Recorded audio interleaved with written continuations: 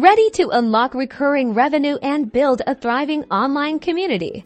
Today, we're diving deep into ClickFunnels 20 to show you exactly how to create a powerful membership site step by step. First, log into your ClickFunnels 20 account.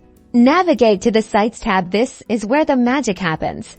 Click on Funnels and then create a new funnel. You can either start from scratch or use a pre-designed template. For this tutorial, let's select Start from Scratch. Now click on Add New Page. Select Membership from the template options. Name your membership page something like Member Registration.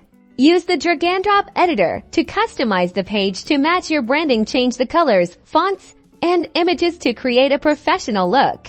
Next, go to the Products tab and click Create Product. This is where you define your membership levels and pricing.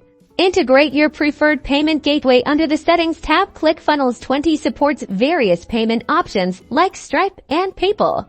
Now, under the Settings tab, create member access rules. Control what content is available to each membership tier. Restrict specific pages or courses to paying members only. Populate your membership site with engaging content. Upload videos, create downloadable resources, and structure your content logically.